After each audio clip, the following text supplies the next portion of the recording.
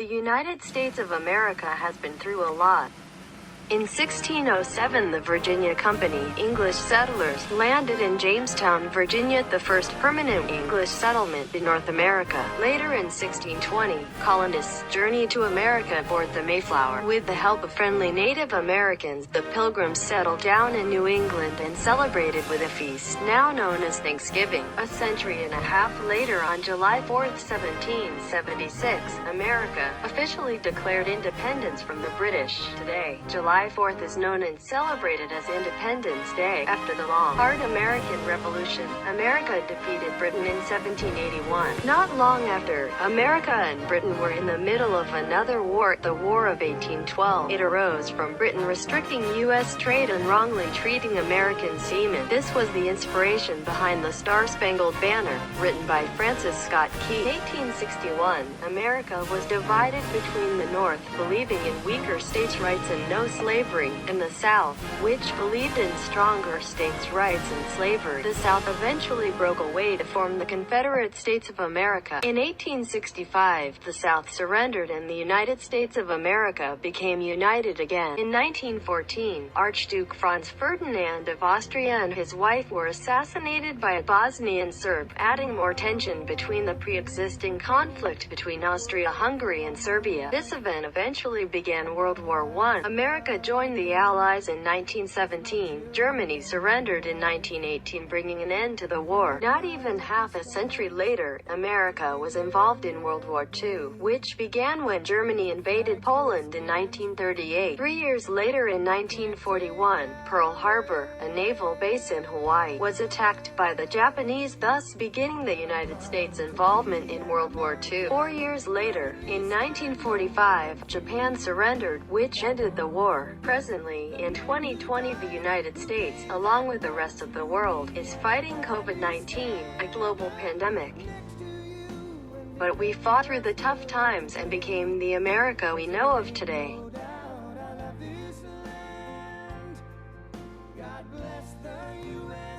Because we're the symbol of liberty. When the Hong Kong protesters were waving flags, they waved an American flag because we're a symbol of liberty and freedom. And because of the values that this country holds. No other country in the world protects free speech, protects the freedom of religion, protects the right to assemble, Bill of Rights that lists out every single right the government can't infringe upon the people, and due diligently does its full effort to protect those rights. And I think this is one of the few countries in the world that does its best job to ensure it doesn't infringe upon those rights, and it's actually going to use its powers to make positive change. Because I know that my civil liberties will always be protected. Because it gives me the opportunity to be whoever and whatever I want to be.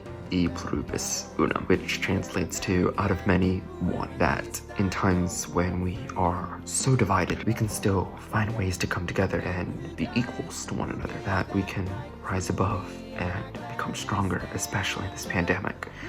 Especially when it comes to finding that light at the end of the tunnel. Of all the good that America does in the world. Now, America doesn't do everything right. I mean, there's some stuff that we've done wrong in the past, but for the most part, we generally do the right things. I've seen so many examples of people in other countries that are denied their rights. And so not only do I have the freedom to be who I want to be, but I also have the means to take what I have and use it to help others. America is a democracy, and that we have a lot of freedoms and rights that other countries don't.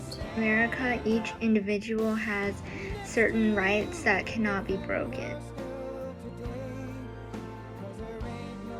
Lyndon B. Johnson, and I don't agree with everything he stood for, but I think he was really one of the people who inspired progressive change that focuses on people and individual liberties, and that's obviously very important in any democracy. Abraham Lincoln, because he showed impressive leadership, especially during those times when the nation was falling apart.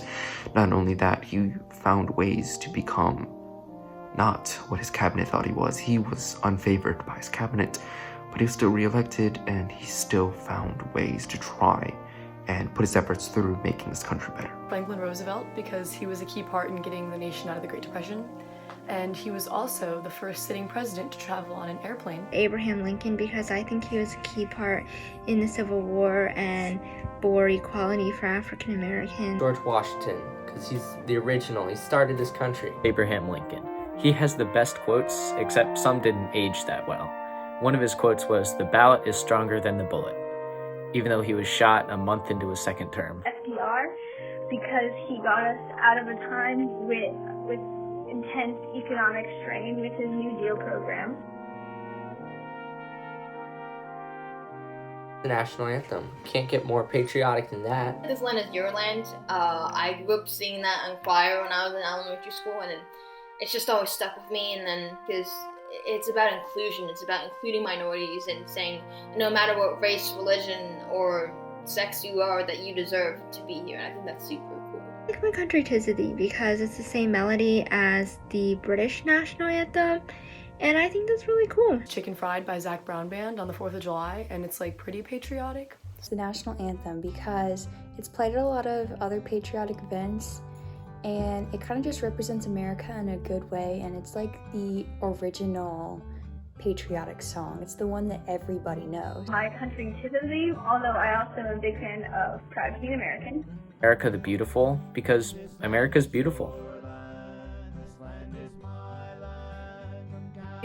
I prefer Independence Day because I kind of think of it as a less formal Thanksgiving, and at least with my family we always celebrate with all of us together and have a bunch of food, like we'll do a barbecue or something. And I don't really like fireworks, but they're kind of fun to watch, like if you're from a distance, because they kind of scare me. Independence Day, just because like the weather outside is beautiful, you can go swimming, and like who doesn't love fireworks? Thanksgiving, because I believe that we don't thank each other enough in this day and age. Thanksgiving, because you get to spend all the time with your family. Thanksgiving has much better food than Independence Day, but you get to shoot off rockets, so trade-off. Say Thanksgiving. Independence Day. Independence Day though, because I really like how America goes like all out for Independence Day. Like everyone's wearing like red, white, and blue. There's a ton of parties, and we just do it big. And there's also fireworks. Independence Day because it's really a birthplace of unity, and it shows us that no matter what polarization we're facing, no matter what disagreements we have, at the end of the day we're all American citizens in this great country. Independence Day, it's less strict than Thanksgiving, and not that Thanksgiving's too strict and traditional, because I like that too, but Independence Day you have more freedom to do whatever.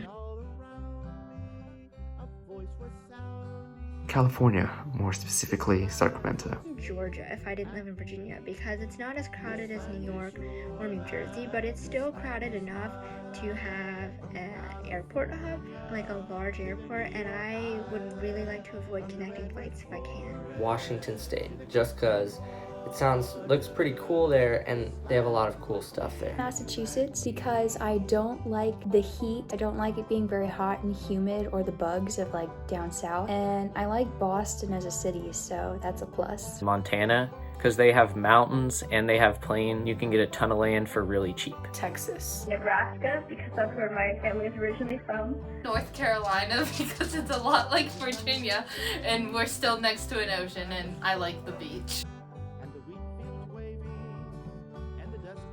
Post-Civil War, got the Industrial Revolution. That's really what kicked off modern society. Colonial America, or like the road to the revolution, that's probably like what's most interesting to me. Desegregation times in the 50s and 60s, because one of the first times that the government has said, hey, we can't just ignore a whole group of people in our policies, and under the 14th Amendment, we have the due diligence to protect everyone equally, and I think that's so important, and that's something we've really been forgetting even in this modern day. The American Revolution, because a lot changed in that time period, and the founding fathers were there, and they're very interesting, and a lot of cool history. Colonial times, because I really like how a lot of the history actually happened in this area, because, you know, there's Roanoke, there's Jamestown, a whole lot of stuff happening around where we currently live, and I think that's really cool. The Revolution era, and I just think it's like super cool that they all stood up for their beliefs and were able to start what we have today. 1964 to 1980, because that was the climax and victory of the civil rights movement, but it was also when we put the first person on the moon. Not only that, the economy